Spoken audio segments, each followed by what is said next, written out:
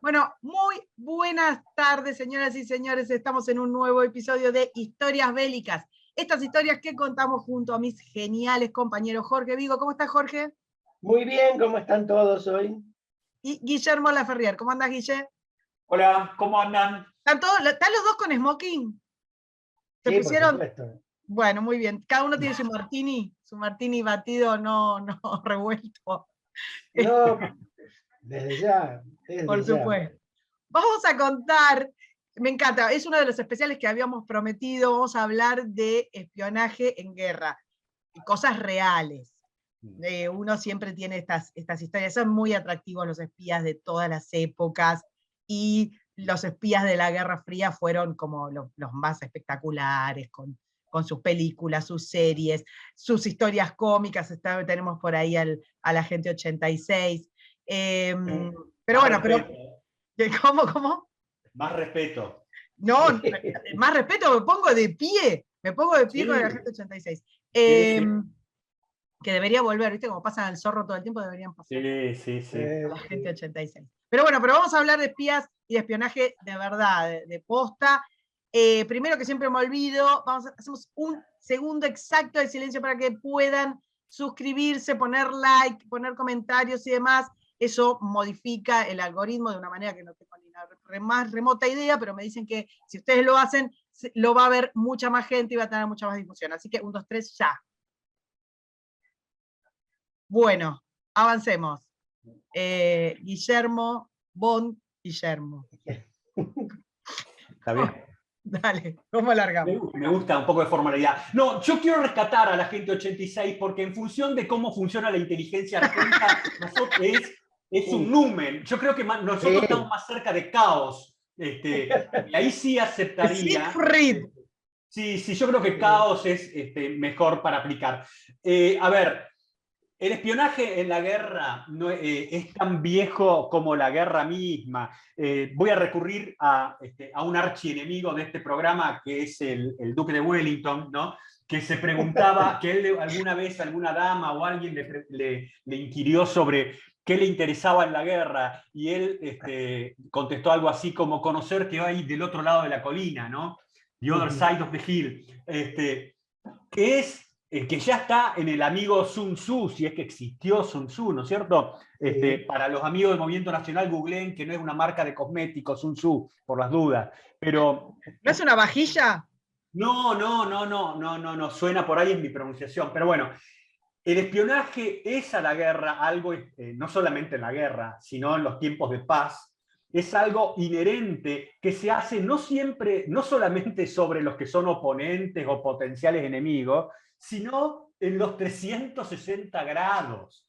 Y aplica a tratar de conocer cómo son las cosas, porque si uno no conoce cómo son las cosas, por ahí, qué sé yo, te aterriza un avión extraño, reparte algunas chucherías por ahí y despega y te avisó un país subtropical de que tenías un problema justo cuando aterrizó, ¿entendés?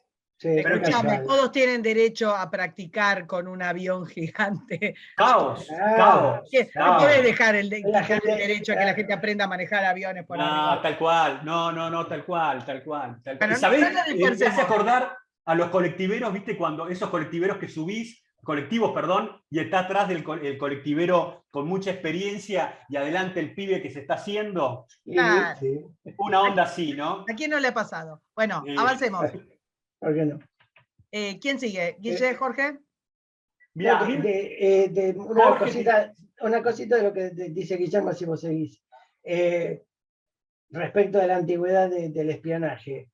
Para los cristianos locales, les recomiendo que lean La caída de Jericó, porque antes de Jericó hubo 2 espías judíos que se introducen en la ciudad para ver cómo es el estado de la gente, las defensas y demás. Así que hay registros antiquísimos del espionaje. Nada más que eso, todo tuyo, Guillermo. Ok, miren, nosotros habíamos discutido que antes de hablar de este tema del espionaje, un poco situarnos en qué es este tema de qué es el espionaje en sí dentro del tema de producir inteligencia, ¿me comprenden? ¿Y qué es la inteligencia? la inteligencia desde el punto de vista de este negocio donde lo vamos a meter. La inteligencia no es nada más que una información que se ha obtenido y que la misma ha sido enriquecida por el proceso de tomar esa información y cotejarla con otra que se tenía, con otras fuentes, etcétera, para producir una información superadora que ayude a tomar decisiones. Esa información superadora, me aplazarían por esto que estoy diciendo, se denomina inteligencia. Nada de lo que voy a decir ahora en estos pocos minutitos es secreto de Estado. Si es secreto de Estado es para los burros que no han leído ni siquiera una novela barata sobre estas cosas. Pero ¿cómo se produce la inteligencia? La inteligencia se produce primero reuniendo información de distintas formas. Hay fuentes que son abiertas y otras cerradas. Las abiertas son los medios de los diarios, las radios, lo que... Incluso los libros son... Los libros, los productos académicos, todo. Hay que saber leer y escribir, ¿no es cierto? Un tema importante para Caos. No, pero en fin. Hay una película que le gusta mucho a Marienhoff, mira, que no lo tenemos hoy, que la protagoniza... no me acuerdo. Que es un evaluador de información abierta que está en una embajada. Robert Redford es jovencísimo. OSINT se llama eso. Claro, y él se aviva de algo que no le dan ni 5 de bola en esa embajada. Claro. Bueno, efectivamente, y era así, de información abierta, leyendo libros y leyendo... Claro, exactamente. Y esa información abierta, bueno, tiene distintas formas de adquirir a eso. Y después hay información que no es abierta, y que se utilizan distintos medios, que son hoy, ¿no es cierto?, en el siglo XXI, imágenes satelitales, análisis del espectro electromagnético, fotografías, un montón de tipos de cosas tecnológicas, y otras, que es la inteligencia humana, que es utilizar estos medios como son el espionaje, gente que te vende un dato, etc. Todo eso son medios de reunión de información. Acá lo estamos viendo estos chicos con esos smoking tan paquetes, con su Luger y con su código, su autorización para matar. Pero estos pibes son una parte. Una vez que obtienen la información, esa información se procesa. ¿Y qué quiere decir procesarla? A esa información se la compara con otra información básica que se ha obtenido. Antes de eso se clasifica, a ver, ¿quién me trajo esta información? Este tipo es normalmente confiable. Y después el dato obtenido se lo clasifica también. Bueno, esto coincide con otro dato que yo tenía acá guardado, u otra cosa que me dijo otra fuente, y así se va armando el paquete para producir la inteligencia. Luego de producida viene el gran problema, que es la difusión, es decir, cómo yo esa inteligencia, esa información jerarquizada, se la hago llegar a los pibes que tienen que tomar decisiones. Porque los pibes que tienen que tomar decisiones normalmente, A, no entienden nada, B, no tienen tiempo, C, no leen nada. Entonces, hay que llegar a estos tipos de una forma tal que los impacte el tema y que lo compren. Porque si no, muchas veces esa inteligencia les pasa que llega tarde, ¿me comprenden? Claro. Y esto que yo he denominado, que he relatado, es un ciclo eterno, que no es que empieza y termina, sino que no tiene, es como la serpiente que se muerde la cola, es infinito, no tiene ni principio ni fin, y esto no es filosofía, es porque al mismo tiempo que yo estoy obteniendo informaciones de distintas cosas, estoy procesando otra de otra cuestión y produciendo inteligencia para otra cuestión, pero al mismo tiempo recibo información que puede alterar el proceso. ¿Me comprenden esto? Yo creo que es muy complejo para los chicos de Caos locales, pero es como funciona. Este entretejido que contás, perdón, yo no dejo de remitir a películas, a series, a libros, a cosas, pero hay una serie, para los que no lo vieron, que se llama The Americans, que es, digamos, que muestran las operaciones de inteligencia y de implantación de topos durante la Guerra Fría. Y entonces, nada, se trata de un matrimonio insertado insertados perfectamente en la sociedad americana, que obviamente, digamos, son espías rusos. Pero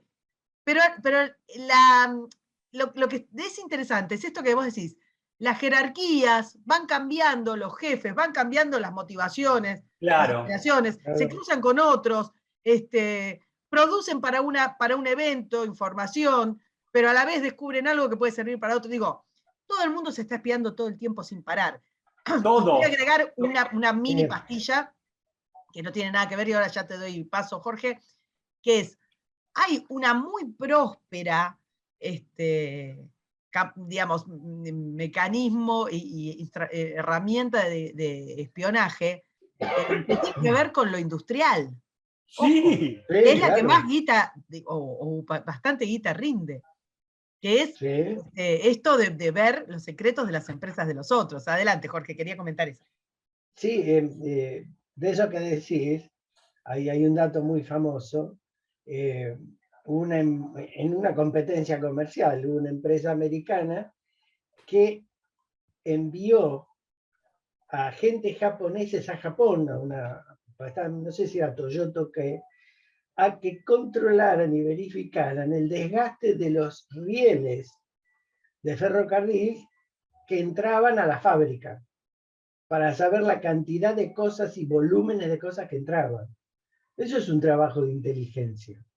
Buscar información es información material y que en principio es un trabajo humano, pero después se va a transformar en un trabajo técnico de análisis, y eso es fundamental. Y en lo que hace al espionaje industrial, la máquina Enigma, la famosa máquina alemana, originalmente es una máquina de espionaje industrial.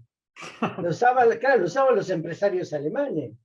Después, por supuesto, las Fuerzas Armadas la tomaron y mejoraron y demás, pero era espionaje comercial, por decirlo de alguna manera. Pero ¿se acuerdan cuando el año pasado estalló la noticia de que una de las agencias, creo que la NSA, que es la que hace las escuchas las 24 horas del día, que la gente acá no tiene ni idea, ¿no? En Estados Unidos, entre las personas que escuchaba era a Angela Merkel, ¿no es cierto?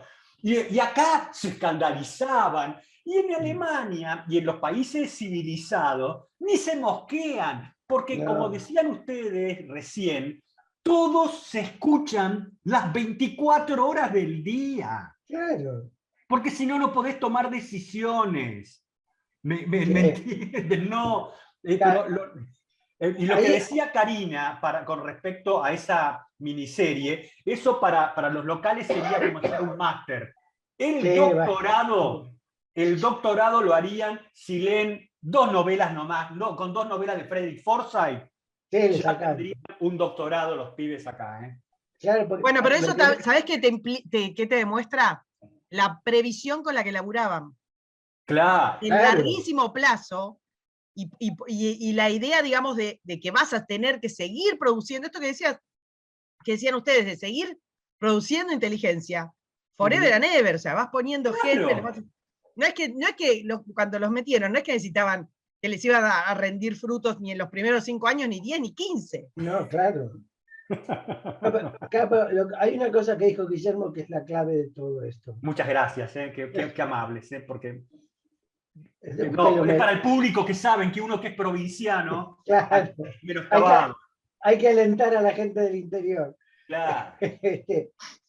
Lo fundamental en lo que decía Guillermo es que lo primero que hay que entender es que no se pueden tomar decisiones sin información.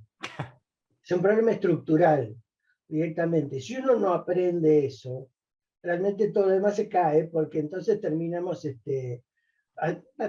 como hacemos los argentinos, a los tumbos, más o menos, empujar a que vamos a ver si sale, y nadie sabe nada. Pero perdón, ¿y la mancia y las perinolas no sirven? ¿Los que leen borra de café? No, eso para ¿Cómo sos? Bueno. Claro, pero el mecanismo pasa por ahí.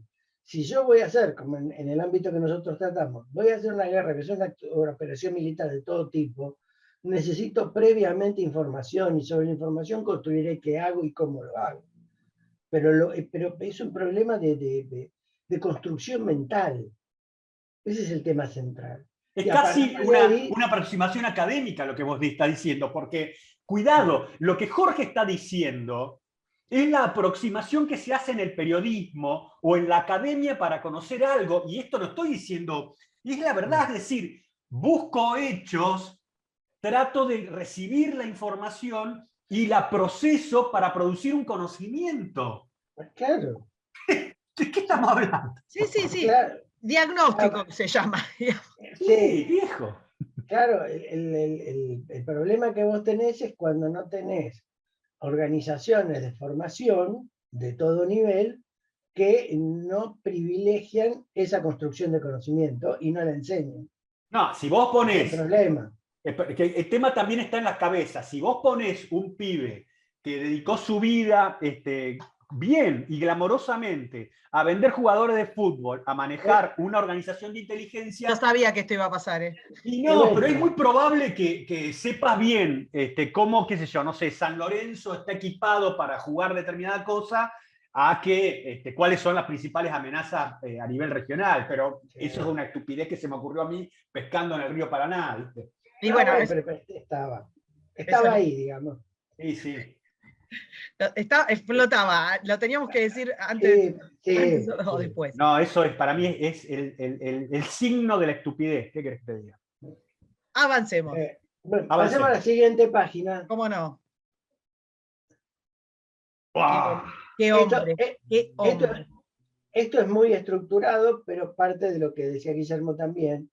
En general, hay dos áreas gigantes de la inteligencia, particularmente de la recopilación de información, que es lo que ven a la izquierda, que es el SIGINT, que es inteligencia de señales, se la llamaba, que es la inteligencia electrónica, tecnológica, mecánica, que sobre todo en la Segunda Guerra Mundial y todavía hoy, es para todos la más importante y la más confiable. ¿Por qué? Porque es como más material, es como más dura, y porque tiene un proceso previo más tecnificado, más complejo. Sí, ahí después podemos discrepar, ¿no es cierto? ¿Cómo con Sí, eso? Estoy de pero acuerdo con la aproximación que haces, pero me sí, resulta, en lo que voy es que has llevado esos errores también, ¿eh? no, claro, de acuerdo, tenés razón y buena la acotación, porque quiero decir que esto es lo que la gente siente sobre ese tipo de Sí, trabajo, exactamente. Ahí no está lo bueno. que realmente puede producir, porque por supuesto tiene errores como tiene todo. ¿No? Y Pero hay, engaños que producen los tipos también. claro, porque en la Segunda Guerra Mundial lo que sucedió, sobre todo después del 43, es que todos los comandos militares escuchaban únicamente lo que venía de ultra, que era el Claro, descifrado. Y todo lo demás claro, no lo querían ni mirar ni escuchar. Es decir, hay como un misticismo alrededor de eso. claro. Y después lo que es la inteligencia humana, que es la que se consigue bueno, con los famosos espías, con los desertores, los Los empleados de embajada que infiltrados, dan los topos. información, claro, eso, que en realidad no es la que produce más información, salvo algún punto o Sí, hecho muy particular. Y junto con está lo que hablábamos también del procesamiento de periódicos, informaciones académicas y demás. Pero el trabajo de espía, por más glamoroso que sea, no es el más productivo en esta área. Ahora, además de estas dos áreas se montan sobre operaciones, y operaciones en dos sentidos. Operaciones para obtener información, que las hay muchísimas, y operaciones montadas sobre fragmentos de información o detalles de información que obligan u ofrecen oportunidades de hacer cosas. ¿A qué voy con esto?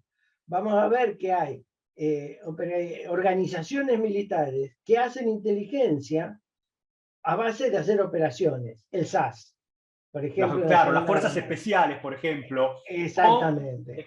o también yo sumaría las propias fuerzas que hacen operaciones electrónicas, ¿no es cierto? Claro, Porque también. también pueden hacer operaciones de inteligencia en eso. Los de ciberguerra también están en eso. Y O también debieran estar, qué sé yo. hay operaciones que, desprendidos principalmente de las fuerzas especiales, a través de recoger esa información, ven la oportunidad de hacer algo y se monta una operación inmediatamente. Es decir, ahí, porque si no parece que el mundo de inteligencia a veces estuviera separado de todo, y realmente tiene que estar muy integrado para que pueda funcionar. Tal Si cual. no, estamos fuera del mundo. Yo me iría ahora a directamente el núcleo de todo esto, que es la Segunda Guerra Mundial. Ah, perdón. ¿Puedo hacer una pastillita acá, por Sí, favor? cómo no. Vuelvo Ahí para está. atrás. No, Sí, sí. no sé. Sí. Que básicamente entender algo que acá también en nuestras playas no es comprendido. Este mundo de la obtención de información, ¿no es cierto? No es un mundo, se mueve en las cloacas, pero no acá.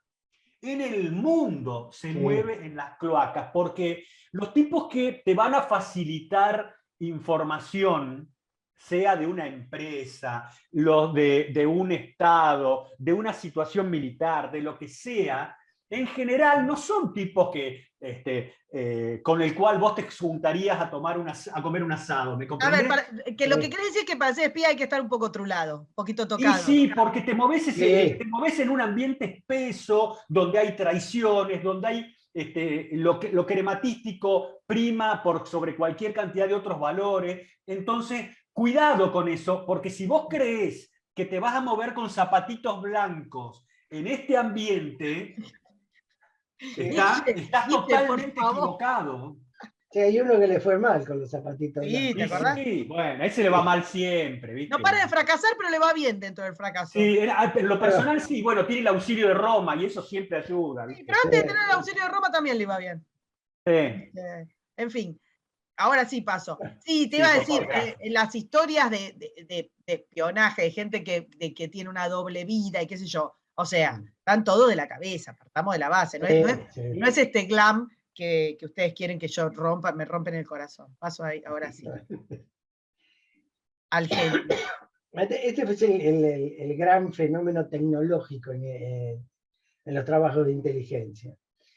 Los alemanes, este hombre que está acá es Alan Turing, como decíamos hace un rato, los empresarios alemanes tenían una máquina codificadora que se llamaba Enigma, y el trabajo de Alan Turing en Bletchley Park era tratar de descifrar los mensajes que pasaban por esta máquina Enigma para poder, obviamente, obtener información de lo que hacían los alemanes. Ese procesamiento tecnológico y de calidad de información se llama ultra. Sí. Esto es bueno que nuestros oyentes lo sepan, porque muchas veces se confunden las dos cosas. Es decir, la información para los aliados se llama ultra. Enigma es simplemente el nombre de la máquina. Che, Jorge, un temita ahí también.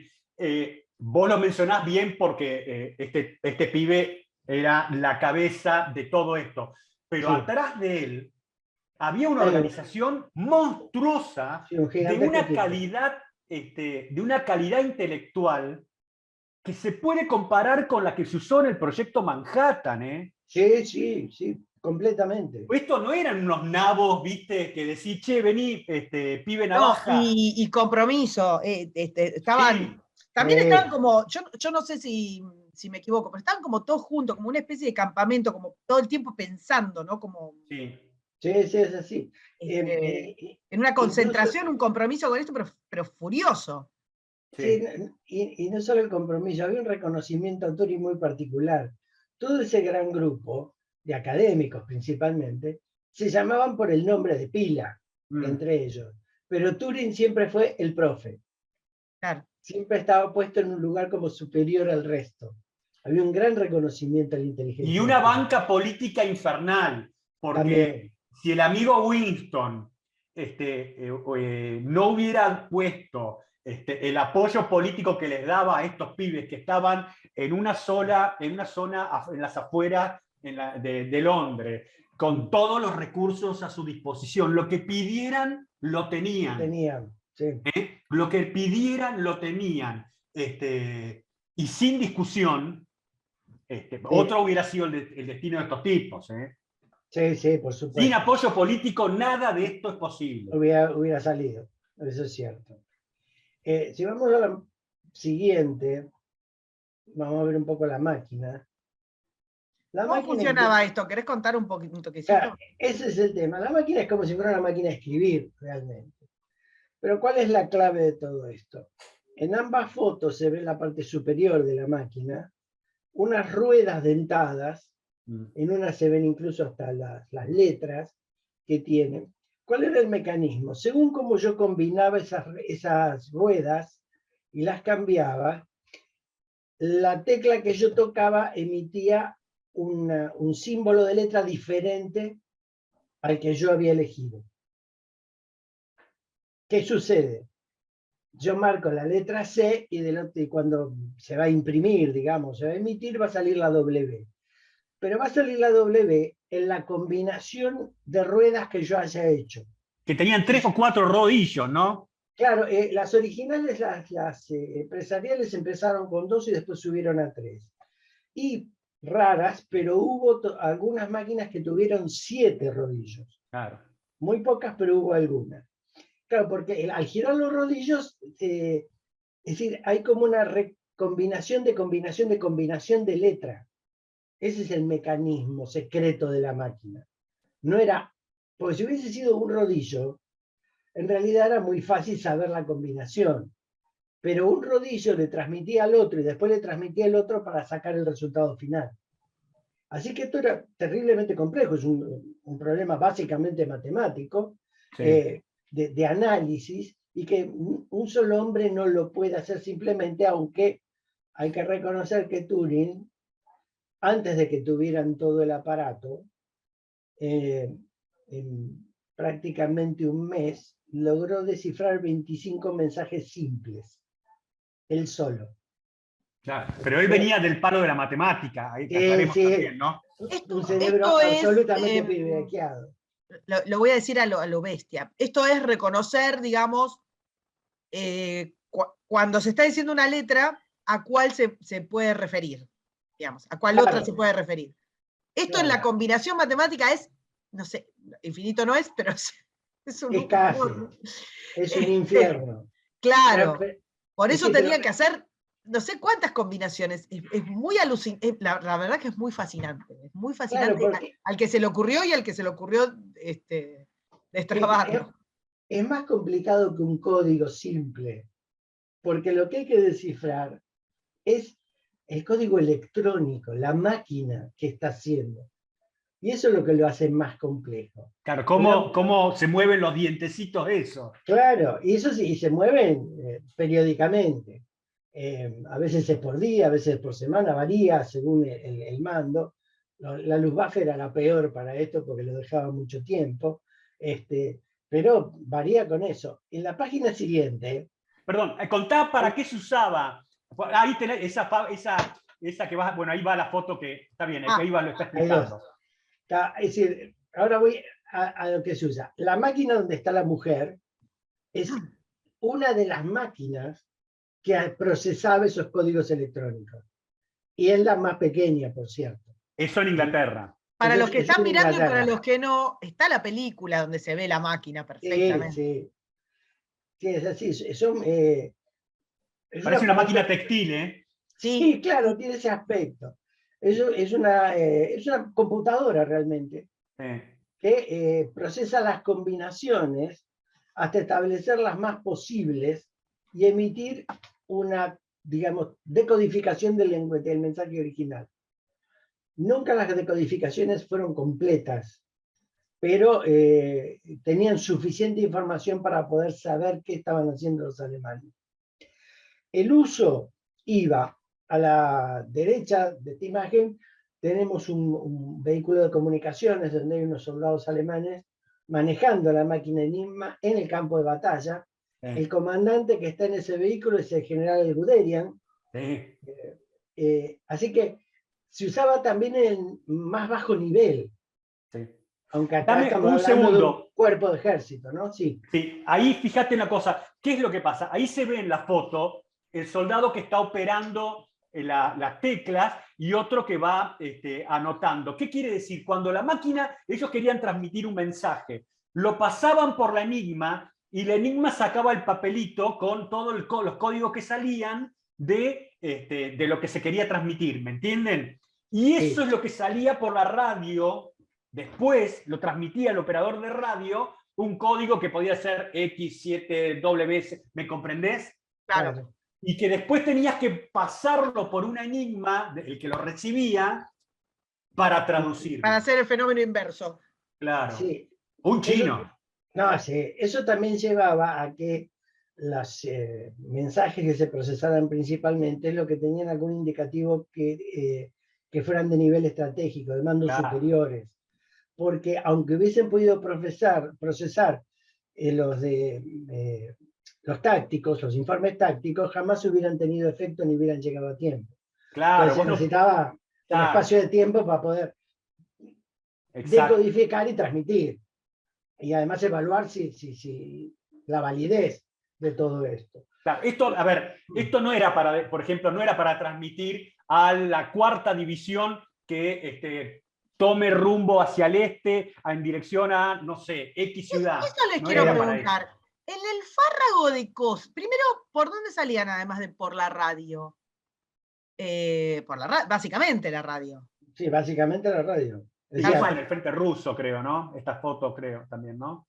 Sí, puede ser que la estuve analizando y no sé si está en Rusia o en Polonia. Sí, pero bueno, como sea, no va a salir por radio. Esto es radio. No están muy abrigados, no sé. Bueno, pero sigo. Y esto, en el fárrago de mensajes que se mandaban, ¿cómo hacían para elegir cuál era el que iban a decodificar? Clasifican los mensajes. Los mensajes se clasifican de acuerdo al tipo de prioridad que tienen. ¿Me comprendés? Entonces, los de más baja prioridad van normalmente a asuntos rutinarios y va escalando hasta un nivel de mensajes que tiene una letra X no sé cuánto, y que esos mensajes son los que primero deben tener atención. ¿Me comprendés? No, eso yo lo entiendo del lado, digamos, del que produce el mensaje, pero del lado del que tiene que decodificar. ¿Cómo Corno sabe que no es vayan a comprar papas o vamos a atacar el frente? No, porque viene el mensaje, no, en lo que va ahí codificado es el texto, pero todo mensaje tiene un encabezamiento que dice qué prioridad tiene, ¿me comprendés? Sí, y se podía mentir un poquito eso también. No, pero lo que vos estás diciendo es un exceso, que es algo muy común en las áreas de inteligencia, que es un exceso por el secretismo. Claro. De creer que todo tiene que tener una alta clasificación de seguridad, entonces ahí se produce ese cuello de embudo que vos decís. Claro, cada mensaje tiene una breve codificación original que indica lo que dice Guillermo, el nivel de emisión y de transmisión del mensaje. ¿Cuál es el problema con eso? Yo lo puedo variar, pero no lo puedo mentir, porque si no, complico la comunicación dentro de mi fuerza. Y ya nadie te cree. Así que entonces es imposible. Claro, eso es caos. Eso es caos. Es como el cuento del lobo. Para joder a nosotros te jodes a vos mismo. Claro. Exactamente. Eso ojo, que en inteligencia más de una vez a alguno se le ocurrió esa estupidez, no creen. Sí. Ya ha pasado. Bueno, el trabajo fue espectacular. Y también, y una vez que Ultra empieza a funcionar regularmente, empieza el problema de la distribución. ¿Pero por qué? Primero por esto de que la información que llegue tiene que poder tener tiempo de ser contrarrestado del hecho que se está averiguando o informando. Pero también porque dependiendo del tipo de información, la reacción propia puede denunciarle al enemigo que uno sabe lo que está haciendo. Claro. Esa es la clave. Y muchas veces ha habido informes que no se emitieron, o mejor dicho, no se transmitieron a las partes en combate involucradas, precisamente para no denunciar que sabían lo que los alemanes iban a hacer. Bueno, el dilema de Winston con el bombardeo de Coventry. Claro, en Coventry hay problemas con los convoyes, hay un montón de pequeños episodios que a la larga han sido crueles, pero que formaban parte de la necesidad de la guerra. Hay cosas por que no duda, si alguien no lo pescó, a Churchill le llega el dato por la inteligencia británica de que iban a bombardear Coventry la Luftwaffe, ¿sí? Entonces el tipo tenía el dato con tiempo como para avisar a la población de Coventry que se fueran, ¿me siguen? O que tomara mayores recaudos. Pero si lo hacía, blanqueaba al enemigo que sabía lo que estaban transmitiendo. Entonces, ¿qué decisión tomó? Y bueno, mala suerte, ¿me comprendés? Eso lo hace... Yo sé que hay que ser, uno puede decir, uy, qué desgraciado, todo, pero cuando vos sos un estadista y tenés que ver las cosas en una perspectiva de más largo plazo, tomás este tipo de decisiones. Nadie gobierna con decisiones fáciles. Creo que eso está en la peli, si mal no me acuerdo, y es un tema para charlar, sobre la filosofía de la guerra, eso, en otro momento. La decisión de Churchill ahí. Una especial de eso, sí. Porque a mí me impresiona mucho eso, pues si el fin último es salvar gente, y yo no sé, a mí me impresionó mucho, pero bueno, pero es un momento clave y es cierto, a los fines de lo que estamos explicando, si Churchill demostraba que les estaban sacando la ficha, iban rápidamente a cambiar el código. No, aviso que si me apurás con Winston me levanto y sigue otro programa. Claro, bueno. No, digo, ya me estoy... Claro, todo tienen que romper, todo tiene que romper. Bueno, paso. La verdad que fue muy efectiva Ultra. Sí. Muy efectiva. Pero terminó, como decíamos al principio, siendo para los comandos, porque esto por supuesto iba a los comandos superiores, terminó siendo la única fuente de inteligencia creíble y respetada. Era muy difícil acercar información proveniente de algún otro servicio. En el campo alemán, como les decíamos, la que peor manejaba esto era la Luftwaffe. La Luftwaffe prácticamente no transmitía al aire en lenguaje alemán, en alemán como el vulgar, de casualidad. Sí, pero hay un temita también con esta Ultra, ¿no? Que aún en esta foto que vos lo ves a Guderian, que estaba a un alto nivel de comando, no quería decir que estuviera exento de que los atacara una patrulla de partisanos y se hicieran de la máquina, ¿viste? No, por supuesto. Es un riesgo esto. Por supuesto. Sí, la máquina fue secuestrada, hay dos secuestros famosos. Uno que hicieron los polacos. Sí, poco recordado. Poco recordado. Y que el primer trabajo de decodificación es polaco. Sí. Porque en ese momento los alemanes estaban usando prácticamente la máquina comercial. Sí. Era de una codificación más sencilla, por decirlo de alguna manera. Y después, cuando hay un destructor famoso, pero no recuerdo el nombre, ataca a un buque alemán que se llamaba Altmark, sí. Un buque mercante muy famoso porque era uno de los proveedores del Graf Spee. Lo ataca creo que en las costas de Noruega, y el Altmark encalla y ahí toman otro de los equipos Enigma y una serie de códigos para otras cosas. Así que claro, que es el problema también de los códigos y de los aparatos codificadores y demás. Y es que como hay que llevarlos al campo de batalla, están expuestos a ser capturados. Eso es viejo como el mundo. O a la falta de fiabilidad de un tipo que los tenga guardados bajo 7 llaves en cualquier lugar, ¿no es cierto? Y por unas rupias lo venda. Claro, lo vende, ¿no? Claro. Pero eso es un riesgo inherente. No se lo puede evitar de ninguna manera. Ultra tuvo un papel fundamental en la guerra. Sí. Fundamental. Hubo mucha información muy clara y muy precisa que recibieron los comandos aliados, y que yo diría del 43 en adelante, muchos de los éxitos aliados dependen de este servicio. Muchísimo. No solo porque había una confianza de los comandos, sino porque la información era cada vez más precisa.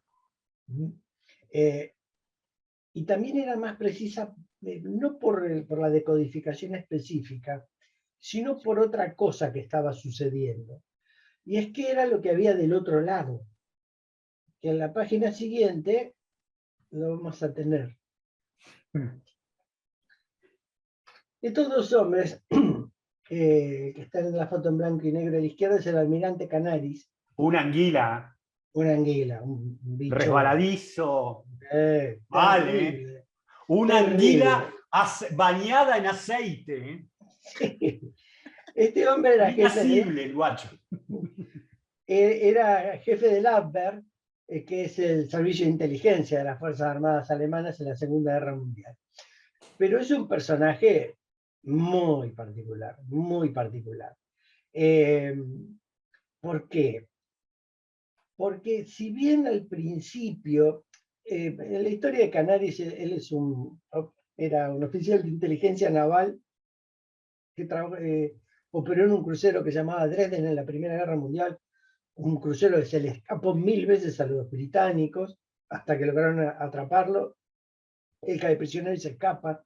Después tiene un servicio de inteligencia en España. Iba a terminar la Primera Guerra Mundial como comandante de submarino. Pero entre guerras queda en el servicio y por sus antecedentes en inteligencia va a lograr este puesto. Según parece al principio, comulgaba con las ideas de Hitler, sin ser nazi completamente, comulgaba con las ideas de Hitler básicamente por el anticomunismo. Esa era la posición de él. Pero ya parece, por las actitudes de él, que en el 38 ya no estaba tan de acuerdo con lo que estaba sucediendo en el régimen y él tenía mucha información. Y empezó a hacer algunas cosas. Primero armó un equipo de antinazis en el Abwehr. No, sí, es tremendo. Sí. Ese equipo de antinazis va a rescatar a muchos judíos, muchos amigos personales de estos hombres y algunos que no lo eran, pero que se acercaban. Y hay una anécdota muy famosa que están sacando a algunas familias de Berlín y cuando llegan a la estación de tren de Berlín aparece el SS y la Gestapo atrás. Y Canaris trató de explicar que estas familias eran enviadas a Suiza porque las había preparado el Abwehr para hacer espionaje. El problema es que la Gestapo lo primero que preguntó era para qué iban con los hijos. Así que la versión quedó muy floja y el Abwehr, que ya venía siendo investigado, empezó siendo investigado más todavía. Yo creo que este pibe, Canaris, todavía hoy debe haber información reservada en Sí. Estados Unidos, en Londres, que no Seguro. conocemos sobre este pibe. Bueno, él tenía contactos con Franco. Era amigo personal de Franco y es uno de los que convenció a Franco que no dejara que Hitler cruzara por España para tomar Gibraltar. Pero a mí, ¿sabes lo que me llama la atención del tipo? ¿Cómo sobrevivió durante, bueno, lo hicieron sonar también, ¿no? Sí. Tanto tiempo. Recordemos que murió en un campo de concentración. Sí, bueno, sí, pero ¿cómo sobrevivió tanto tiempo? Tiene su película, bueno, todavía no dijimos, tiene su película también. Sí, hay una película. No sabía. Eso, lo que pasa es ha sido un hombre muy habilidoso, un bicho de la inteligencia, por decirlo de alguna manera, y corrió muchos riesgos, incluso intentó tener contactos directamente con Roosevelt a través de un embajador para tratar una rendición parcial de Alemania, es decir, con Inglaterra y Estados Unidos, sino con Rusia. Es decir, hizo muchísimas cosas. Era muy amigo de Heydrich, el segundo del SS, que con el tiempo se pasó de ser un amigo a ser un enemigo porque lo empezó a vigilar hasta la muerte de Heydrich, y después la vigilancia la hizo directamente Himmler, hasta que en el atentado de julio del 44... Esa es la operación, ¿no?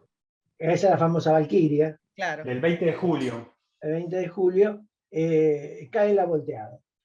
Nadie sabe si sabía o no sabía, es decir, saberlo lo tenía que saber. Nadie está seguro de que él hubiera participado directamente en el complot. Eso no es seguro. Va a caer prisionero, lo va a llevar, creo que lo llevan a Buchenwald, donde van todos los espías, a la larga. Y hay un jefe de espionaje, que yo no recuerdo si era húngaro o sueco, que no, sueco no pudo ser, húngaro de otro país, que estaba prisionero con él, y él ahí le cuenta algo así como que estaba harto del régimen alemán, del régimen nazi y demás, y le deja un mensaje para la familia. Y este hombre es el que atestigua que una mañana lo sacan desnudo de su celda para colgarlo. Y ahí termina Canaris. El problema es que para los alemanes Canaris también es un misterio. Claro. Donde estaba la Abwehr, en Berlín, en el edificio, hoy en día hay un museo que recuerda más que la inteligencia, recuerda los complots que se hicieron contra Hitler. Están todos los hombres que participaron, pero Canaris no está. Así que los alemanes también dudan de él. Y el otro muy importante es el que está aquí al lado, que es Alexis von Rhone, que fue jefe de inteligencia de todo el área occidental alemana. También otro bicho de la inteligencia, no tan aceitoso como Canaris, pero un excelente profesional, que, por ejemplo, descubrió en un momento que los informes de las fuerzas aliadas para fines del 43, principios del 44, cuando los emitía la inteligencia, eran procesados por la SD. La SD es la Oficina de Inteligencia de la SS, sí. y dividían por la mitad el número de efectivos aliados para presentárselo a Hitler. Nada. Bueno, hay una historia de truchismo en todas estas cosas, siempre. Sí, una locura. Entonces von Rhone, cuando descubre eso, en los próximos informes duplica la cantidad que él ha recogido para que cuando la dividan quede el número original. Pero vos sabés que ese vicio de ajustar la inteligencia que se produce al gusto de los políticos es muy vieja. Muy común, Ya en la época de Vietnam, eso pasaba y se le daba al gobierno, por ejemplo, de Johnson, datos que eran absolutamente mentirosos. Absolutamente mentirosos, para que dejarlo tranquilo. Vos decís que Irigoyen no inventó nada con su No, nada. No. Tampoco le vemos el nivel de esta gente, ¿no? Porque, no, viejo. Digamos, Canaris y von Rhone son águilas y el diario de Irigoyen es el trabajo de un carancho. Sí. Tampoco. Von Rhone era muy católico, así que a la larga también terminó siendo un opositor al régimen nazi, y también después del 20 de junio es tomado prisionero. Él no participó en el atentado porque no estaba de acuerdo con el homicidio de Hitler, y trataron de convencerlo que se infiltrara en la resistencia francesa. Y él se negó rotundamente, porque dijo que no era su trabajo, ni no era el trabajo de un oficial prusiano. Y también, por supuesto, terminó colgado. Es decir, la solución típica del régimen nazi. Pero son las dos figuras más importantes y son descollantes en el proceso, en el trabajo de inteligencia. ¿Y qué sucede? No von Rhone, pero sí Canaris, parece que fuera de lo que era Ultra, también envió alguna información a los aliados. Sí. Que vuelvo a lo mismo, todavía no está del todo confirmado ni a favor ni en contra. Pero no y aparte, ese canal con Franco estuvo durante la guerra también. Es decir, y también Franco era otro aceitoso, ¿no? Que jugaba, ponía fichas en todo el paño. Bueno, cuando volvamos a la saga española, en algún momento contaremos esta aceitosidad de Franco en la Segunda Guerra, que realmente es, digamos, es salvadora para él. Sí. Y le permitió al tipo salvar la cara después de la guerra. Sí, por supuesto. Totalmente. Ya que ahora dejamos el servicio Ultra, es bueno recordar que el símbolo de Apple, la manzana mordida, es en homenaje a Alan Turing. Sí, señor. Que después de una terrible persecución que le hicieron los ingleses, realmente. No, una barbaridad. Una barbaridad lo que le hicieron, incluso los tratamientos médicos, fue una brutalidad. Vos estás comentando que Turing era homosexual. Sí, claro, lo descubren como homosexual después de la guerra, y le hacen una persecución, incluso se trató de un tratamiento químico de castración, Una locura que lo lleva... Al tipo que había salvado el país, sinceramente. Así es. Y lo que lo lleva al final a envenenar una manzana y comerla. Y Steve Jobs tomó ese símbolo para Apple. Mirá, no en sabía. homenaje a Turing. Sí, pues si vos mirás la manzana está mordida. ¿Sí? Fue una barbaridad. Una de las tantas salvajadas que hacemos los seres humanos, ¿no? La verdad. Y ahora me parece interesante que hablemos de algunos de los famosos espías. Sí. Dale. Porque esto es un chismerío brutal. Los más famosos son en los que nos están viendo. Ressler, que era el nombre del código era Lucy, y Sorge. Estos dos son muy importantes porque les debe la vida. Los que no nos están viendo, leen Lucy y Sorge con S, sí, y G. van a encontrar la historia.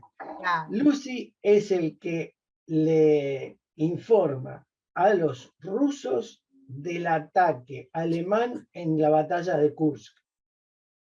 Se lo da con lujo de detalle. Sorge llegó a engañar a agregados militares que actuaban como intermediarios con los alemanes y los convenció, aunque todos sospechaban de él, pero nunca nadie le pudo comprobar la duda, pero la gestión de Lucy es uno de los casos donde la inteligencia humana tiene un peso fundamental, porque le permitió a los rusos prepararse bien para recibir ese ataque tan importante. Y el otro que también... Para los que quieran, la batalla de Kursk la tenemos, la pueden buscar en la lista de distribución. Te hago una consulta. Sí. ¿Ressler qué era? Digamos, ¿cuál era su pantalla, su contacto, su profesión, o cómo había llegado? Ressler no recuerdo, me parece que era un operador comercial. Claro. No era más que eso. Y claro, Lucy, en realidad, claro, todo, yo también lo hago y lo hacemos todos. Lucy en realidad se llama la red de espionaje que Ressler dirigía. Lo que pasa es que con el tiempo todos lo llamamos Lucy a él. Pero era red, claro. Pero él tenía una red de espionaje. Muy importante, que operaba desde Suiza. Y de Suiza obviamente cursaban operadores a Alemania. Pero no era ni militar, ni tenía formación militar. No, el gran contacto militar era un oficial de la Luftwaffe que estaba en el alto comando de las Fuerzas Armadas en Berlín, y era él el que le transmitía la información a la red Lucy. Ajá.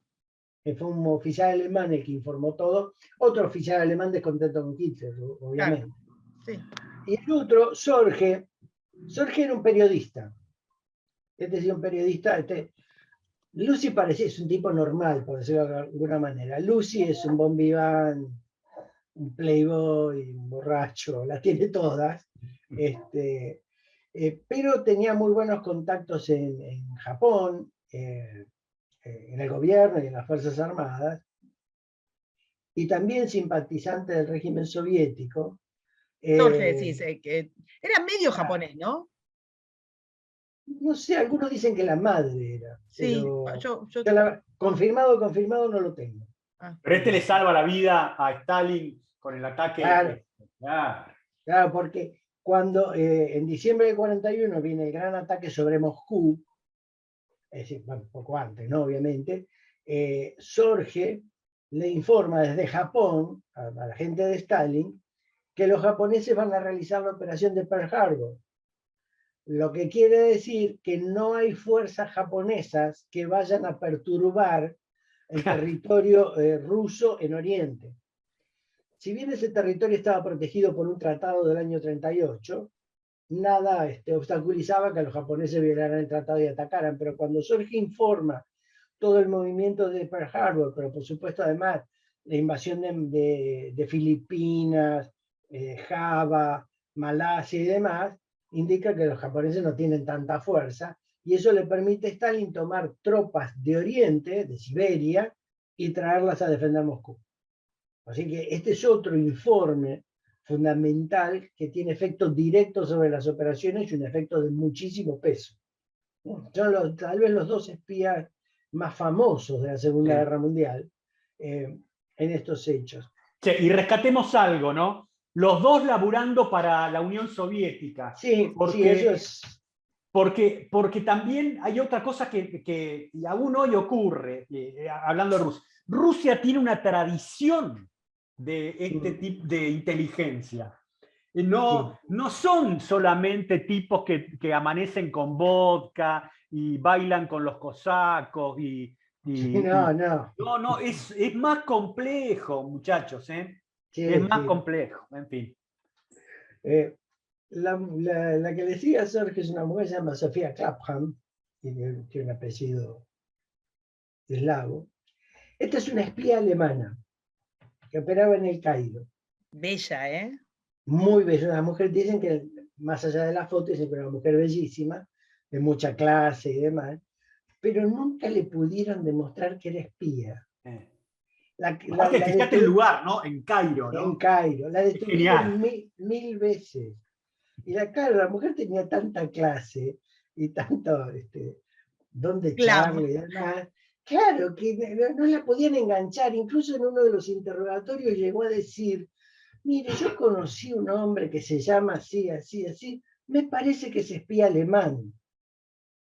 Hasta eso llegó a usar.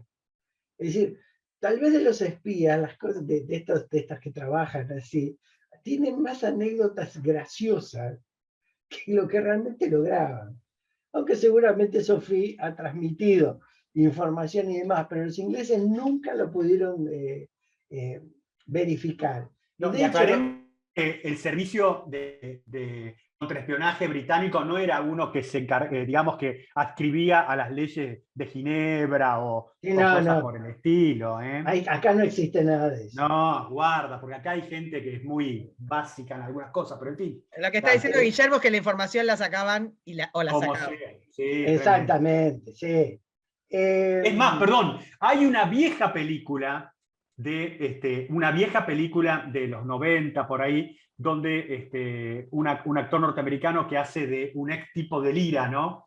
Que empieza a trabajar para el servicio para la CIA, ¿no? Entonces está en un lugar y le sacan la remera y muestra que tenía unas Sí, cicatrices tremendas, y el tipo dijo, le pregunta, ¿y esto qué pasó? Pregúntele a los ingleses, dice. sí, claro. ¿Verdad? La que le sigue, Violeta Sabo, hay un tema con muchas de las mujeres que trabajaron para el servicio estratégico inglés, el SOE, y es que su mayor habilidad era la de ser radiooperadoras, y eran muy, muy buenas. Violeta se había casado con un legionario francés que muere en el Alamein, y cuando queda viuda, entra en al servicio británico, tiene 2 misiones en territorio francés ocupado, muy Me interrumpo un exitosas. segundo, el Alamein también lo tienen en la lista de reproducción para los que quieran escuchar la historia. Exactamente, exactamente. Pero finalmente es arrestada pocos días después del día D, pero para que vean el calibre de esta mujer, en el arresto se tirotea con los alemanes y mata a uno de ellos. Así que era una mujer de armas tomar, por decirlo así, aunque Literalmente. tenía una hija en Inglaterra que había tenido con su marido francés. La van a llevar prisionera a Ravensburg y la van a ejecutar en 1945. Mira que Esto lo voy a mencionar porque casi todas tienen cosas parecidas. Los ingleses le entregaron la George Cross. La George Cross es una condecoración muy alta al nivel de la Cruz Victoria, pero por trabajos humanitarios. Y como no se entregaba la Cruz Victoria a mujeres, se entregaba la George Cross cuando había que condecorar a una mujer por una muy alta distinción. Y por supuesto los franceses le entregaron la Cruz de Guerra. Claro. Desde ya. ¿Saben con qué se hace la Cruz Victoria? ¿Con qué material? Con, Sí, con hierro, pedacitos de hierro de los cañones rusos tomados en la guerra de Crimea. Sí, sí. Sí. Es fantástica. La historia de esa medalla también. Sí, sí, sí. La más famosa de todas, está abajo a la izquierda, se llama Virginia Hall. Tiene una historia Trabajaba como secretaria de embajada americana, estuvo en Varsovia, en Tallinn, en Viena, en Turquía, y estando en Turquía tiene un accidente de casa y pierde una pierna. Y aunque le ponen una pierna ortopédica, el servicio diplomático americano no permitía que continuara trabajando. Entonces va a Francia. Cuando se inicia la guerra, ella pertenece al servicio de ambulancias francés, y ahí en ese trabajo se contacta con el servicio estratégico británico. Va a permanecer manejando una red de resistencia hasta 1941, haciéndose pasar por reportera del New York Post. Después, el OSS, el otro gran servicio secreto, en este caso americano, la va a tomar y le va a poner como nombre en código Diane, y ahí empezó a dirigir grupos de sabotaje y de guerrilla tras las líneas. Fue una de los grupos de resistencia que más información brindó antes del día D. La Gestapo la consideraba el espía más peligroso que tenían que encontrar. Mirá, no sabía eso. Destruyó 4 puentes, con su equipo, ¿no? Obviamente. Hizo descarrilar un montón de trenes.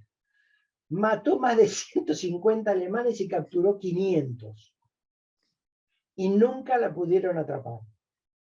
Para los que tengan ganas de googlearla, el porte, a pesar de esto que comentás de la pierna ortopédica, el porte de Virginia Hall es alucinante. Una mujer bella también. Sí, Pero muy aparte, bella, muy bella. Pero como, no sé qué decirte, imponente. Sí. Esas mujeres de esa época, pero que te parten la cabeza. Ella, bueno, y una que vas a nombrar ahora después. Pero es súper interesante para los que tengan ganas de interiorizarse en la vida de Virginia Hall. Sí, esto también, bueno, estaba nombrado miembro del Imperio Británico y le dieron la Cruz de Servicio Distinguido Americano. La que es muy interesante, la que está al lado, que es Micheline Dumont, era belga. Su familia trabajaba para la resistencia y habían creado una línea secreta que se llamaba Comet, que era para evacuar pilotos aliados que habían caído en territorio ocupado por los alemanes. Cuando cae la familia, el hermano, el padre y la madre, ella queda como directora, digamos, de esta red, y llegó a rescatar 250 aviadores. Mirá. Incluso algunos los llevó desde Bélgica hasta los Pirineos, ella. Y tenía una particularidad, y es que la trataron de detener muchas veces, pero tenía una gigantesca ventaja. Parecía una chica de 13 años. Te iba a decir, mirá la carita, es increíble. Entonces, ¿qué hacía ella? Se aprovechaba de eso, decía que tenía 13 años, y cuando los alemanes le presionaban mucho se ponía a llorar. Así que los alemanes la dejaban ir, para no tener problemas, porque era una criatura. Pero aún así hizo un trabajo fabuloso. A esta también le dieron la George Cross. La que está al lado, re famosa, sí. Josephine Baker. Le pusiste una foto fea, muy linda. Acá salió. Sí, a mí me encanta cómo canta. La escucho siempre en Spotify, de verdad. El cuerpo de esa mujer. Me pareció poner la foto de servicio. No, está bien, está bien. Ya sabemos que es como la foto del DNI, nunca se sale bien. Sí. Bueno, ella, ¿qué fue lo que hizo? Donde estalla la guerra, ella siguió cantando, obviamente, y haciendo representaciones, pero vivía en un chateau y ahí ocultaba a refugiados, a gente de la resistencia, e incluso producían documentación falsa para que pudieran evadirse. También juntaban y recababan información, porque obviamente en los espectáculos donde ella estaba había alemanes, había funcionarios de gobierno y demás. Y lo que hacían era transmitir la información en las partituras. Escribían con tinta invisible y las partituras después viajaban de un lado al otro y nadie lo miraba. En algún momento los alemanes empiezan a sospechar de ella y los ingleses la rescatan y se la llevan a Inglaterra. pero una mujer que ha trabajado mucho, después trabajó mucho en ayuda a refugiados. No, notable, una mujer maravillosa. Una vida maravillosa. El caso de Baker llama más, digo, porque la gente que nombraste antes era como de una vida, bueno, no en el caso de Virginia Hall, pero digo, una vida normal, no sabés, no es una estrella. El caso de Baker era una estrella. Era una estrella, era muy notoria. Eso, claro, es loco que sea espía. Ahí la notoriedad le ayudó a ocultar el trabajo de espía. Esa fue la clave. La otra, Nurin Niamat K, también es una de las primeras operadoras de radio que entrenan los ingleses. India. Es India, y la envían a Francia. Y la expectativa de vida de las operadoras era de 6 semanas. Esta mujer, en su primera misión, cuando la quieren relevar, se niega y trabaja durante 4 meses tras las líneas alemanas. Finalmente una mujer francesa la traiciona y va a terminar torturada y fusilada en Dachau. Pero una voluntad y una contracción al deber fabulosa. A ver, también recibió la George Cross y la Cruz de Guerra francesa. Y en la página siguiente tenemos a Yvonne Cormaux. Esta es una francesa, obviamente, que trabajó para el servicio inglés dentro de la sección francesa, dentro de una sección especial. Bueno, esta lo que tiene es que maneja grupos de combate de la resistencia. Es el detalle. Mientras que las otras son operadoras, bueno, salvo la Hall, son operadoras de información o recabadoras de información o transmisoras de mensajes. Esta también transmitía mensajes, pero su trabajo principal va a terminar siendo coordinar equipos de combate de la resistencia.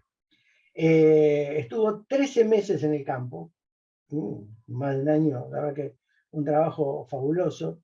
En lo que hace mensajes logró enviar más de 400 mensajes, es una enormidad, y pudo escapar de la detención también. Pero también una mujer para los alemanes terriblemente peligrosa, terriblemente peligrosa. Y al lado de ella está el famoso conejo blanco, Joe Thomas, y tiene una cosa interesante. Él empieza casi como James Bond, porque en los primeros viajes que hace, como empresario y demás, lo que hace es la vida de un hombre rico. Y entonces se encuentra en los grandes salones donde se hacen fiestas o se concentra el jet set, digamos, de la sociedad, a la que por supuesto participan alemanes, y en las conversaciones, cenas, tragos y demás les va sacando información.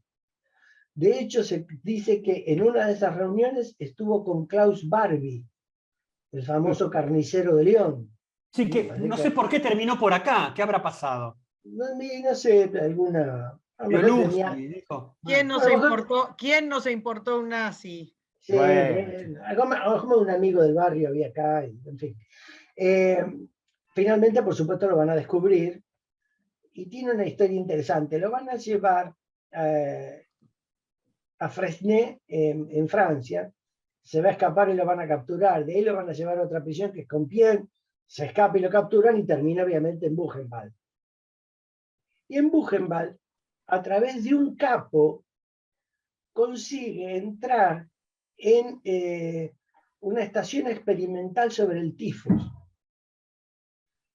Es decir, les inoculaban tifus para ver qué pasaba. Sí, sí. Y no solo eso, sino que en complicidad con otros del grupo, utiliza el nombre de un francés que había muerto y no lo habían declarado.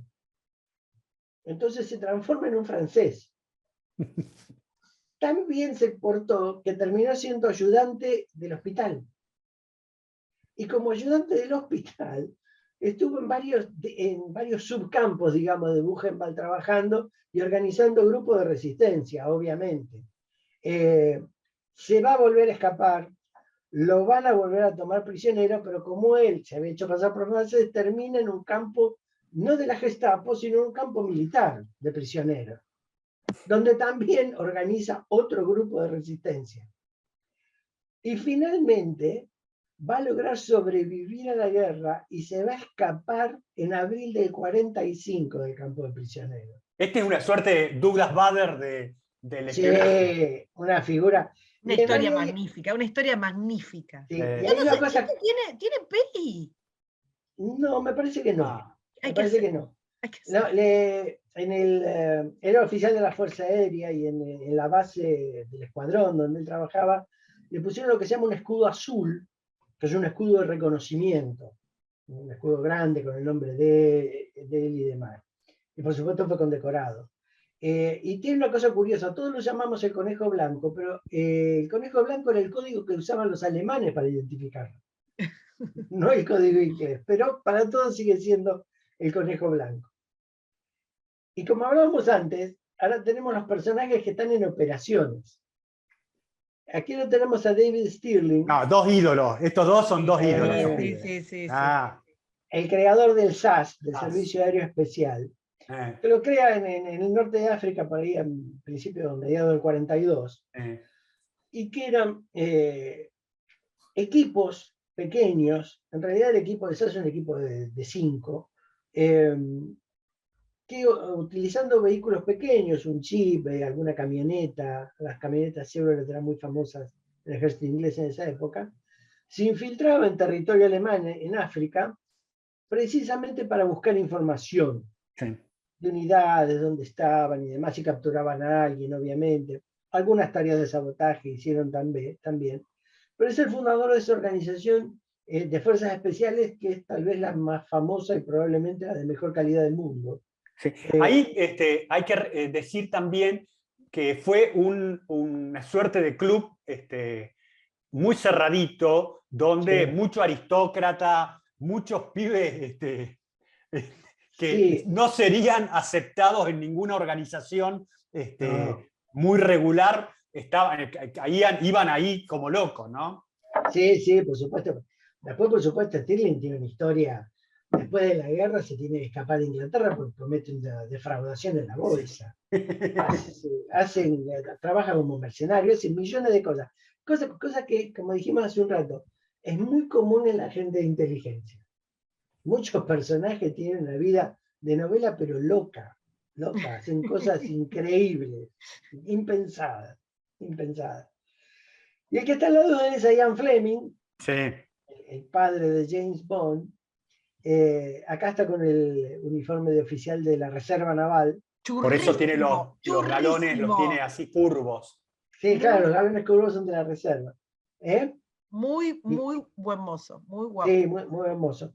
Y este hombre, que trabajaba en la inteligencia y demás, y de ahí saca todas las ideas, y que tenía una inventiva porque propuso operaciones de asesinar a Hitler y a cuanto personaje había por ahí, a veces muy locas, a veces... ¿Cuál era la formación de él?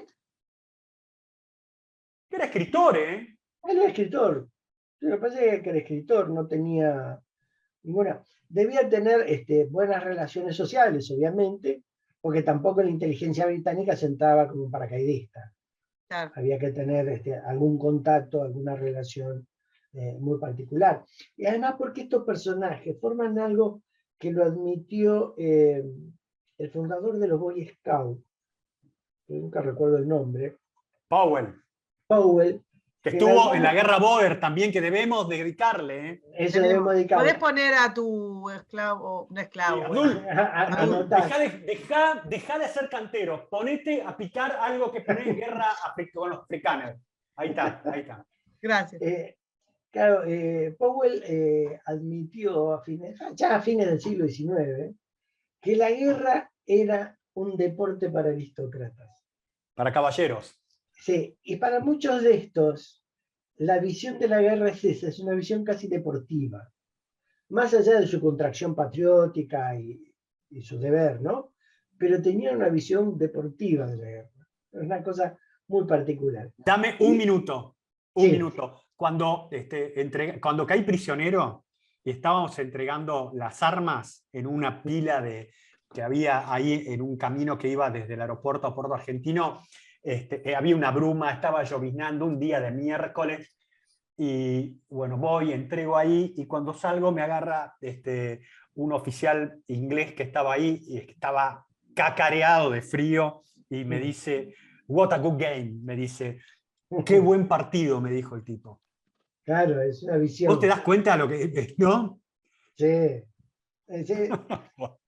Es una buena manera de sobrellevar el drama de la guerra. Sí, La verdad que sí. sí.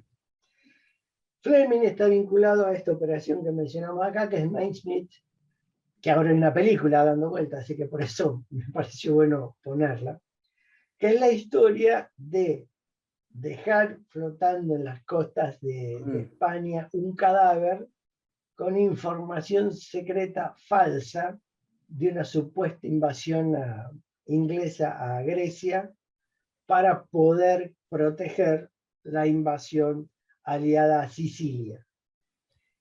Es interesante porque tuvieron que encontrar un cadáver, porque había la película moderna es un poco pesada, pero Sí. cuenta... Por la historia de amor, porque hacen un... Está buena la película, pero hacen demasiado rebusque sobre eso. Pero hay libros inclusive sobre la operación Mindsmith. Sí, sí. Que es muy buena, la verdad es una de las mejores operaciones de descubrimiento de la historia. Que estuvo clasificada hasta no hace mucho. Sí, que la habrán desclasificado hace 20 años, 30 años, sí. Mucho más. Porque todo lo demás, la película anterior, eran chismes. Claro. Nadie sabía muy bien. Y lo que tenemos acá es el cadáver que encontraron para poder transformarlo en un oficial, porque es una foto original. La foto que está al lado es la de una de las no quiero ser bestial porque después Guille me reta, pero ¿era un fiambre cualquiera? O sea, fueron agarraron uno. No, fueron a buscar un fiambre que fuera adecuado para la operación. Y si no podía ser un tipo que lo había atropellado un tranvía y lo había descuartizado. Claro. Buscar una muerte más o menos tolerable con un ahogamiento. En la primera película lo que dicen es que buscaron un hombre que murió de neumonía. Claro. En esta actual no dicen nada y realmente yo no encontré datos sobre eso. Una de las cosas, además de todos los documentos que le ponen una carta de amor que le escribe la secretaria del equipo que hace la operación y una foto, porque esta mujer que se hacía llamar Pam, como la novia, y una foto de ella que el muerto llevaba, que es esta foto que está acá, que ahora también ha salido a la luz. Y debajo está el documento del mayor Martin, así lo llamaron, para convencerle. La verdad que los convencieron. Se tragaron la historia los alemanes completamente, pero fue un trabajo muy minucioso, muy cuidadoso, de meses, bien hecho, muy prolijo, de presión incluso ya en el terreno, con la información girando y dando vueltas de un lado al otro. La verdad que muy buena. Y donde Ron, el oficial alemán de inteligencia que hablábamos antes, tuvo que ver, porque él fue uno de los que se la creyó y el que convenció al alto comando alemán de que todo esto era cierto y que los aliados iban a invadir Grecia y no Sicilia. En la siguiente tenemos un equipo que dice Fernando Po. Fernando Po era una isla española frente a Nigeria. Y este equipo de fuerzas especiales reciben información de inteligencia que en la isla de Fernando Po había un buque italiano y 2 barcazas alemanas que eventualmente servían de apoyo submarinos alemanes. La isla estaba bajo gobierno español, obviamente. Pero con esta información, a la que ellos también comprueban que los buques están, pero no saben muy bien para qué son. Entonces deciden capturar los buques. Toman 2 remolcadores de Nigeria y 4 barcazas más, y se van estos 4 y 7 hombres más, algunos eran españoles, republicanos, y capturan los buques. La operación iba a durar 15 minutos, tardaron más de 20 en volar las cadenas de los buques, de las anclas, para poder sacarlas. Los españoles, aún con las explosiones, tardaron en reaccionar, y cuando llegaron estos tipos se habían llevado los barcos. Se escaparon con los buques y no los pudieron encontrar. Los españoles, por supuesto, hicieron quejas diplomáticas y demás que no fueron a ninguna parte. Pero lo interesante de este equipo es el comandante, Colin Goggins. Él no participa materialmente de la operación, pero es el oficial de operaciones e inteligencia que dirige todo esto. Este hombre es el primer M, el primer jefe de James Bond. Ah, muy bien. Es el primer Q hombre. quiero saber quién es. ¿Eh? Q quiero saber quién es. Bueno, Q ya existía, Claro. porque en realidad Q es la designación de la oficina de equipos especiales. Claro. No es el nombre, es la oficina. Así que, digamos, la operación es pequeña, es simpática por la manera, porque lo hacen con lo que encuentran. Se sacan 2 remolcadores de Nigeria, hacen lo que pueden, pero también tiene interesante el destino del comandante de esta operación. Y aquí tenemos a los 5 de Cambridge. Unos guachitos. Sí. Unos guachos. Estos 5 egresados de Cambridge y académicos, desde 1930 hasta 1950 hicieron inteligencia para la Unión Soviética. Eso es muy de la élite británica, de estar tentada, ¿viste?, de trabajar con sus enemigos, ¿no? Sí, en su momento con la Alemania nazi, con los soviéticos, es una cosa extraña. Sí, es una cosa rara, pero parece que fue una tentación. Parece la tentación del abismo. Sí. Va a ser algo raro. Bueno, estos hombres tuvieron 20 años sin ser descubiertos, pero lentamente empezaron a aparecer indicios extraños, y 2 de ellos, sí. ¿Cuáles eran sus especialidades y para qué les servían a los rusos? No, el tema no era la especialidad académica. El tema es que, como eran egresados de Cambridge, tenían una relación social que los había colocado en cargos de funcionario público. Y eso les daba acceso a todo tipo de información. Porque además, al trabajar en una red de 5, podían o llegar directamente a algún lugar o tener la información para llegar a algún lugar. Claro. Philby recibió la estrella de héroe de la Unión Soviética. Sí, sí. Sí, incluso y hay una colección de sellos postales de él. Sí. ¿Y la motivación era crematística o eran comunistas o qué? Además de aburridos, digamos. Aparentemente había un convencimiento de la visión comunista del mundo. Aparentemente, pero claro, lo que pasa también hay que verlo como académicos, la forma en que ellos interpretaban el comunismo. Tal vez no fuera una visión puramente política o materialmente política, sino que tuvieron una interpretación para ellos más académica, más elaborada, realmente. Lo cierto que lo que llamó la atención es que 2 de ellos, me parece que fueron Burgess y McLean, la verdad que no recuerdo bien, se asustan y en el 51 se van a la Unión Soviética. Desaparecen. Al desaparecer, eso levanta más la sospecha y empiezan a investigar a los otros 3, que en pocos años más también logran evadir la vigilancia británica y terminan todos viviendo en la Unión Soviética. Pero ojo, creo que terminan viviendo en dachas, ¿viste? No en, departamentitos para el ciudadano. Sí, pero ahí hay alguna versión de que no todos terminaron en una dacha. ¿Ah, sí? Sí, y que algunos, es decir, todos pasaron a vivir en un departamentito oscuro en Moscú. Ajá. Todos empezaron por ahí. Y parece que algunos fueron más apreciados que otros. Guachines los soviets también, ¿eh? Y bueno, sí, ya no les servían para nada. Claro. Ya está. Era lo Gracias. mismo. Exactamente. Gracias por los servicios prestados. Ahí está. Y además Roma no paga traidores. No, por supuesto que no. Por supuesto que no. Después tenemos la visión global, la operación Fortitude, sí, que es el engaño fabuloso para cubrir el día D, la construcción del primer ejército. Esta la hicimos, pero no la tenemos grabada. En un momento vamos a volver a hacer. Es la única. La vamos a tener que volver. Y acá se construye un ejército falso al mando del general Patton, y y que tenía esto, tanques inflados, aviones de cartón, barcos también de tela, pero que claro, sobrevolados parecían reales.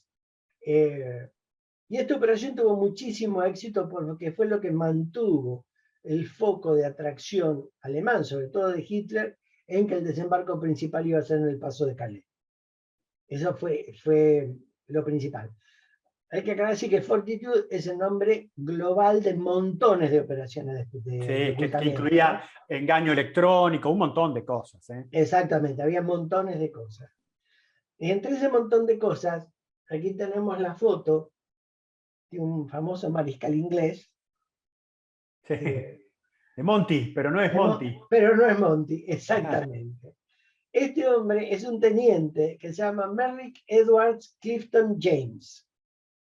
Le gustaba ser actor, además de ser oficial del ejército, pero un día un oficial de inteligencia que se llamaba David Niven, un coronel de inteligencia, lo descubre y lo ve parecido a Montgomery. Entonces, ¿qué hace? Un día lo lleva a una reunión donde está Montgomery a ver qué tal cae. Todos lo miran, que sea extrañado. Y le proponen a Montgomery que sea su doble. Iba a ser su doble durante más de un año. Raro que Monty haya comprado esto porque no era un tipo que este sí, tipo no de le cosas le gustaran mucho. No, sí, pero incluso accedió a varias veces tomar el té con él, algunos interrogatorios que le hicieron para ver cómo vivía Monty y qué hacía. Me acuerdo, una vez le preguntaron si él hacía algún régimen de comida, y le dijo, no, yo no hago ningún régimen de comida, no como carne, no como pollo, no como pescado, como verdura. Y Y no no fumo. tomaba Y alcohol, no tomaba Monty. alcohol. No tomaba alcohol. Nada. Así que este hombre se tuvo que adaptar. Y la única condición que puso Monty fue que este teniente, mientras actuara como doble de él, cobrara el mismo salario que él como mariscal de campo. ¿Verdad? Un gesto, la verdad, muy, muy interesante. Esta operación se llamaba Copperhead. Después de la guerra, este hombre hizo una película diciendo que se llamaba Yo fui el doble de Montgomery. Bastante interesante. Pero esto también es una operación de inteligencia. Esto también es una operación de Creo que lo inteligencia. hablamos cuando hicimos, tenemos que volver a hacer Normandía. sí, Sí. pero ¿de qué? A los que se pusieron a producir, por ejemplo, el tanque de mentira. Sí, no, ¿Por qué intervino ahí? ¿Escenógrafos? No sé. Sí, Seguro. sí, Seguro. Hay mucha gente del espectáculo trabajando en inteligencia. Muchísima gente. Porque están todos locos, porque están todos un turulos. poco. Bueno, recuerden la película. Si me escucha mi marido. Pobre. Pero recuerden la película y hay un libro también cuando quieren rescatar a los funcionarios de la Embajada de Estados Unidos que se habían logrado escapar ahí en Teherán. Sí. Los que hacen y montan gran parte del show para que la gilada de inteligencia del Shah comprara el producto de la operación que se hace, son tipos de Hollywood. Buena Claro. peli esa también. Argo. Muy Argo. buena película. Sí. Y otro que tenía dobles era el difunto compañero Saddam. Sí. Pero es más fácil hacer un doble de Saddam. En fin, aparte se perdía menos si lo mataban, ¿no? Exactamente. Bueno, y la última historia es esta que está acá. Odette Sampson, que era una de las especialistas del servicio secreto inglés, tiene como jefe a este hombre que se llama Peter Churchill y terminan casándose. Y hacen operaciones en territorio ocupado por los alemanes, en Francia particularmente. El hombre que está a la derecha, que se llama Hugo Bleicher, es el sargento de la SS que les hace seguimiento y los descubre como espías. Van a terminar prisioneros. Como siempre termina en Buchenwald, donde van todos. ¿Y qué pasa? les hacen obviamente un juicio sumario, esto es hacia el fin de la guerra, y por supuesto los condenan a muerte. Pero los dos, por separado, con una inteligencia brillante, le dicen a sus captores, ahora juzgadores y ejecutores, que Peter es sobrino de Churchill. Cosa que no era cierta, no tenía nada que ver. Entonces les empiezan a contar la historia de que, bueno, no los tendrían que fusilar porque a lo mejor la relación podría o no podría. Bueno, con esa fábula lograron llegar al fin de la guerra y sobrevivir. Y fueron rescatados por las tropas aliadas. Así que, La tenían pensada. Si caemos. sí, si caemos contamos esta. Es decir, el tema es la sincronía, ¿no? En qué momento lo hicieron los dos. Lo que también demuestra no solo la locura, sino la audacia de esta gente. Hay que tener un carácter muy particular para hacer todas estas cosas. No es tan sencillo. No es tan sencillo. Para uno que a lo mejor es un tema menor, como es cruzar una calle muy transitada que exige de cierta audacia, lo piensa 70 veces, imagínense esta gente. Es muy fascinante. Bueno, por eso es tan fascinante el mundo de los espías. Está lleno de películas y de libros, y los libros son lo mejor que hay. Pero hay que leerlos. Hay que leerlos. Bueno, Bueno, pero cuando terminen de escuchar esta historia, si tienen ganas, vamos haciendo como una lista así de pelis y de libros. Y qué sé yo. Es más fascinante. No, te los comes en una noche, no podés parar de leerlos, todos de cualquier época. La verdad que es un rubro fenomenal. Para los que les interese un servicio a la comunidad, todas las películas de Bond en abierto están en Prime. Trabajo para está bien. Sí, no, pues están todas. Así que, nada, un día yo dije que tengo un máster en Bond. Esas Sí, cosas bueno. que uno tiene que no sirven para nada. Haber visto tantas películas. Bueno, estimados, hemos llegado al final de hoy. Se hizo largo, pero la verdad, súper entretenido. Ojalá les haya gustado. Y ahí vamos, después tirando películas y libros y series, si les gusta el tema. A nosotros nos gusta mucho. Nos vemos la semana que viene. Gracias, señores. Muchas gracias a todos. Chao, chao.